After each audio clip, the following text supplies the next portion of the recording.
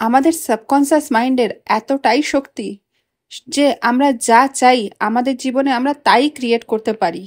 আপনাকে এই শক্তিকে অর্জন করতে হবে না, কারণ তা আগে থেকেই আপনার মধ্যে বিদ্যমান।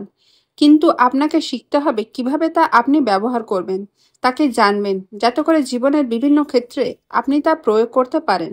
আমরা ছোট থেকে যখন বড় হই, আমাদের মাইন্ড আমাদের পরিস্থিতি বা আমাদের ইমোশন ফিলিংস থেকে সব কিছু অনুভূতি অ্যাবজর্ব করে।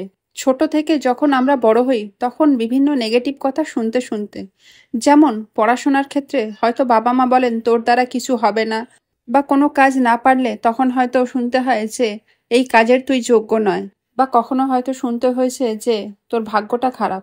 এইভাবে শুনতে শুনতে বড় হওয়ার সাথে সাথে আমাদের মাইন্ড সেগুলোকে অ্যাবজর্ব করে। আর যেহেতু আমরা ছোট থাকি সেহেতু আমাদের মাইন্ড কোনো কিছুতেই রেজিস্ট করে না। আর সেই রকম অভিজ্ঞতা থেকে পাওয়া কিছু তথ্য আমাদের মাইন্ড স্টোর করে নেয়। আর যখন আমরা বড় হই, বড় হবার সাথে সাথে যদি কোনো কাজ ভুল হয় বা কোনো কাজ যদি আমরা না পারি বা আমাদের সাথে যদি কেউ খারাপ করে, তখন আমাদের মাইন্ড সেই পুরনো স্মৃতিকে তার সাথে কানেক্ট করে এবং পুরনো অভিজ্ঞতা থেকে যে তথ্য মাইন্ড সংগ্রহ করেছে যে আমাদের ভাগ্য খারাপ, আমরা কোনো কাজ পারবো না, বা আমাদের সাথে সবসময় খারাপ হয়, বা আমি অযোগ্য, এই ভাবনাগুলোই আবার আসতে শুরু করে, কারণ আমাদের মাইন্ডে সেটা আগে থেকেই স্টোর আছে। আর ঠিক এই কারণেই ল অফ অ্যাট্রাকশন সম্বন্ধে অনেকে জানলেও সেটা তার জীবনে সে অ্যাপ্লাই করতে পারে না, কারণ তার পুরনো বিলিফ সিস্টেম বারবার রেজিস্ট করে। তাই ল অফ অ্যাট্রাকশনকে কাজে লাগিয়ে নিজের জীবনে উন্নতি আনতে চাইলে বা নিজের জীবনকে পরিবর্তন করতে চাইলে ল অফ অ্যাট্রাকশনকে ইমপ্লিমেন্ট করতে হবে। আর সেটা করতে হলে নিজের অবচেতন মনকে রিপ্রোগ্রাম করতে হবে। আমাদের অবচেতন মন হলো শক্তির ভাণ্ডার। এর পেছনে সায়েন্স আছে যে আমরা আমাদের অবচেতন মন থেকে যেটা চাই সেটাই ক্রিয়েট করতে পারি। যেমন কস্তুরী মৃগর কস্তুরী নিজের নাভিতে থাকার পরেও সে সেটা বাইরে খুঁজতে থাকে, সেই রকমভাবে আমাদের সব প্রবলেমের সলিউশন আমরা নিজেরাই করতে পারি, কিন্তু আমরা তার সলিউশন বাইরে খুঁজতে থাকি। আমাদের অবচেতন মন কোনটা ঠিক কোনটা ভুল বোঝে না, কিন্তু যেটা আমরা ভাবি বা যেটা আমাদের অভিজ্ঞতা, আমাদের ফিলিংস, সেই হিসেবেই আমাদের অবচেতন মন সবসময় কাজ করতে থাকে।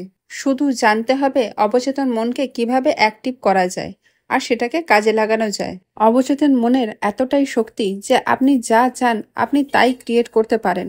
অবচেতন মন বোঝে না আপনি কোনটা চান বা কোনটা চান না, বা অবচেতন মন বোঝে না আপনার জন্য কোনটা ঠিক বা কোনটা ঠিক নয়। অবচেতন মন শুধু আপনার ভাবনা আর আপনার ফিলিংসের ওপরেই কাজ করে। আপনি যেটা সারাদিন ভাবতে থাকেন বা আপনার যেটাতে ফিলিংস আসে সেই রকমভাবেই কাজ করে, সেটা খারাপ হোক বা ভালো। আমাদের অবচেতন মনকে রিপ্রোগ্রাম করার সবথেকে প্রথম ধাপ হলো নেগেটিভ ইনফ্লুয়েন্সেস। মানুষ ছোট থেকে যে পরিবেশে থাকে বা যে মানুষজনের সাথে থাকে তার দৃষ্টিভঙ্গিও সেই রকমই তৈরি হয়। তাই নিজের অবচেতন মনকে রিপ্রোগ্রাম করতে হলে নিজের নেগেটিভ পরিবেশ বা নেগেটিভ মানুষজনকে পরিবর্তন করতে হবে, অথবা সেই মানুষগুলোকে বা সেই পরিবেশকে ইগনোর করতে হবে। কারণ আপনার নেগেটিভ পরিবেশ বা নেগেটিভ মানুষজন আপনাকে কখনোই পজিটিভ হতে দেবে না। সেখানে আপনি পজিটিভ হতে গেলে আপনার মাইন্ড রেজিস্ট্যান্স ক্রিয়েট করবে। দ্বিতীয় হচ্ছে ভিজুয়ালাইজেশন। নিজের মাইন্ডকে রিপ্রোগ্রাম করার জন্য ভিজুয়ালাইজেশন সবথেকে পাওয়ারফুল টেকনিক। আমাদের মাইন্ড রিয়ালিটি আর ইমাজিনেশনের পার্থক্য বোঝে না, সেইভাবেই বর্তমান আর ফিউচারেরও পার্থক্য বোঝে না। তাই যখন আপনি নিজের ডিজায়ারকে নিয়ে প্রতিদিন সেই লাইফে বেঁচে আছেন সেই ফিলিংস অ্যাড করে ভিজুয়ালাইজ করতে থাকবেন, আপনার অবচেতন মন বা সাবকনসিয়াস মাইন্ডও সেইভাবেই রিপ্রোগ্রাম হবে। নাম্বার 3 হচ্ছে অ্যাফার্মেশন। আপনি যখন যেটা চাইছেন সেটা নিয়ে ছোট ছোট অ্যাফার্মেশন লিখতে শুরু করুন বা বলতে শুরু করুন। যখন সেটা আপনি প্রতিদিন বলতে শুরু করবেন তাহলে আপনার মাইন্ড সেইভাবেই রিপ্রোগ্রাম হবে। কিন্তু কোনোভাবেই আপনি সেটা ফিউচারে বলবেন না, যেমন আমি জব চাই, কারণ আপনার অবচেতন মন সবসময় বর্তমানকে বোঝে। তাই আপনাকে বলতে হবে আমি জব পেয়ে গেছি। কিন্তু শুধু বললে হবে না, তার সাথে ফিলিংসও অ্যাড করতে হবে। আপনি যত নিজের ফিলিংস অ্যাড করতে পারবেন তত সেইভাবেই আপনার অবচেতন মন রিপ্রোগ্রাম হবে। নাম্বার 4 হলো ব্রেন এন্টারটেনমেন্ট বাইনারাল বিটস। এই পদ্ধতিতে কিছু অডিও শুনে আপনি আপনার ব্রেনের ফ্রিকোয়েন্সিকে চেঞ্জ করতে পারবেন। অর্থাৎ আপনি যেমন কাজ করছেন, যেমন ফিল করছেন, সেই হিসেবে আপনার ব্রেনে ওয়েভ তৈরি হচ্ছে যার আলাদা আলাদা ফ্রিকোয়েন্সি। যখন আলাদা আলাদা টিউনকে আলাদা আলাদা ফ্রিকোয়েন্সিতে বাজানো হয় তখন বাইনারাল টিউন তৈরি হয়, যেটাকে শুনলে আপনার ব্রেন ওয়েভের প্যাটার্ন আস্তে আস্তে পরিবর্তন হতে শুরু করে। যখন মানুষ ঘুমায় তখন গামা বা অ্যালফা স্টেটে থাকে, আর সেই সময় যদি কোনো অডিও শোনে তাহলে সেটা অবচেতন মনে খুব তাড়াতাড়ি কাজ করে আর অবচেতন মনকে পরিবর্তন হতে সাহায্য করে। আর ঠিক সেই সময় যদি আমরা কোনো অ্যাফার্মেশন শুনি অথবা এই বাইনারাল বিট শুনি তাহলে সেইভাবেই আমাদের মাইন্ড রিপ্রোগ্রাম হবে।